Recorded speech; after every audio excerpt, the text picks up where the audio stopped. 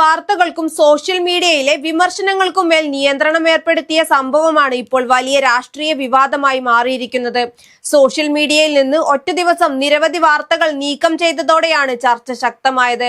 മെറ്റയെ ഉപയോഗിച്ച് social media പ്ലാറ്റ്ഫോമുകളിൽ നിന്ന് വാർത്തകൾ നീക്കം ചെയ്യാനുള്ള നീക്കത്തിനെതിരെ പ്രതിഷേധവും ശക്തമാവുകയാണ്. മുഖ്യമന്ത്രിയുടെ സോഷ്യൽ മീഡിയ കോർഡിനേറ്റർ മയക്കുമരുന്ന് കേസിൽ അറസ്റ്റിലായതുമായി ബന്ധപ്പെട്ട വാർത്ത, കാണാതായ മത്സ്യത്തൊഴിലാളി ജോണിന്റെ മകളുടെ മുഖ്യമന്ത്രിക്കെതിരായ വിമർശനം, പ്രതിപക്ഷ നേതാക്കളുടെ സർക്കാരിനെതിരായ പരാമർശങ്ങൾ തുടങ്ങിയ വാർത്തകളാണ് മെറ്റ നീക്കം ചെയ്തവയിൽ ഉൾപ്പെടുന്നത്. വിഷയത്തിൽ പി ജയരാജന്റെ പ്രതികരണം ഉൾപ്പെട്ട വാർത്തയും നീക്കം ചെയ്തതായി റിപ്പോർട്ടുകളുണ്ട്. ഇതോടെ സർക്കാരിനെ അസ്വസ്ഥമാക്കുന്ന വാർത്തകൾ മാത്രം തിരഞ്ഞുപിടിച്ച് തടയുകയാണോ എന്ന ചോദ്യമാണ് ഉയരുന്നത്. എന്നാൽ IT നിയമത്തിന്റെ ഭാഗമായുള്ള നടപടിയാണെന്നും ലഭിച്ച പരാതികളുടെ അടിസ്ഥാനത്തിലാണ് ഉള്ളടക്കങ്ങൾ നീക്കം ചെയ്തതെന്നുമാണ് മെറ്റയുടെ വിശദീകരണം. എന്നിരുന്നാലും നിയമത്തിന്റെ മറവിൽ തങ്ങൾക്ക് ഇഷ്ടമില്ലാത്ത വാർത്തകൾ തടയാൻ സർക്കാർ ശ്രമിക്കുന്നുവെങ്കിൽ അത് മാധ്യമ സ്വാതന്ത്ര്യത്തിന് ഗുരുതരമായ വെല്ലുവിളിയാകുമെന്ന വിമർശനമാണ് ഉയരുന്നത്. അതേസമയം പ്രധാനമന്ത്രി നരേന്ദ്രമോദിക്കെതിരായ പോസ്റ്റുകൾക്ക് കേന്ദ്രം കടിഞ്ഞാണിട്ടതുമായി മുഖ്യമന്ത്രി VD സതീശനെ താരതമ്യപ്പെടുത്തിക്കൊണ്ടാണ് പ്രതിപക്ഷമടക്കം രംഗത്തെത്തിയത്. ജന്തർ മന്ദറിലെ വിദ്യാർത്ഥി പ്രതിഷേധത്തിന് പിന്നാലെ കേന്ദ്രവിരുദ്ധ ഉള്ളടക്കങ്ങൾ നീക്കം ചെയ്യപ്പെട്ടിരുന്നു. പ്രധാനമന്ത്രിക്ക് അനുകൂലമായ പോസ്റ്റുകൾ മാത്രം നിലനിർത്താനും കേന്ദ്രം പ്രത്യേകം ശ്രദ്ധിക്കുന്നുണ്ട്. അതുകൊണ്ട് തന്നെ ഇതും ചേർത്തുകൊണ്ടാണ് പ്രതിപക്ഷം VD സതീശന് നേരെ തിരിഞ്ഞിരിക്കുന്നത്.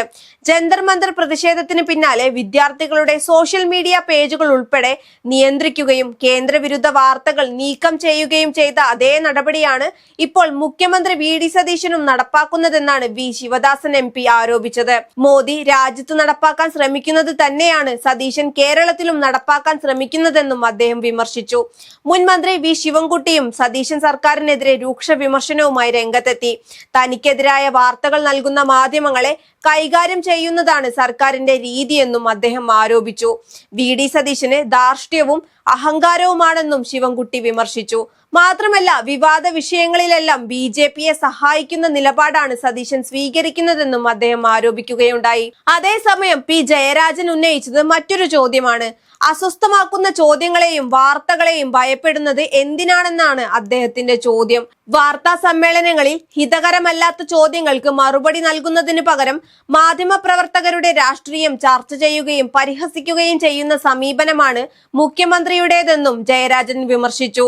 തങ്ങൾക്കെതിരായ വാർത്തകളെ വളഞ്ഞ വഴിയിലൂടെ തടയാൻ ശ്രമിക്കുന്നതും അസഹിഷ്ണുതയുടെ ഭാഗമാണെന്നും അദ്ദേഹം ആരോപിക്കുകയുണ്ടായി. എന്തായാലും മുഖ്യമന്ത്രിയുടെ സോഷ്യൽ മീഡിയ കോർഡിനേറ്റർ മയക്കുമരുന്ന് കേസിൽ അറസ്റ്റിലായതുമായി ബന്ധപ്പെട്ട വാർത്തകൾ മറച്ചുവെക്കാനാണ് സോഷ്യൽ മീഡിയയിൽ സെൻസറിംഗ് നടപ്പാക്കുന്നതെന്ന ഗുരുതര ആരോപണമാണ് പ്രതിപക്ഷം ഉയർത്തുന്നത്. ജനാധിപത്യത്തെ അട്ടിമറിക്കുന്ന ഇത്തരം നടപടികൾ അംഗീകരിക്കാനാകില്ലെന്ന വിമർശനവും ശക്തമാണ്.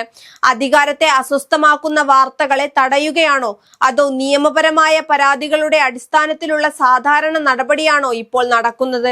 മെറ്റയുടെ വിശദീകരണത്തിനപ്പുറം ഈ നീക്കത്തിന് പിന്നിൽ ആരുടെ ഇടപെടലുണ്ടെന്നതാണ് ഇനി വ്യക്തമാകേണ്ടത്. കേരളത്തിലും മാധ്യമ സ്വാതന്ത്ര്യത്തിന്റെ പരിധി ചോദ്യം ചെയ്യപ്പെടുന്ന സാഹചര്യമാണോ രൂപപ്പെടുന്നത് എന്ന ചോദ്യത്തിന് വരും ദിവസങ്ങളിൽ മറുപടി ലഭിക്കുമോ എന്നതാണ് ഇനി കാത്തിരുന്ന് കാണേണ്ടത്.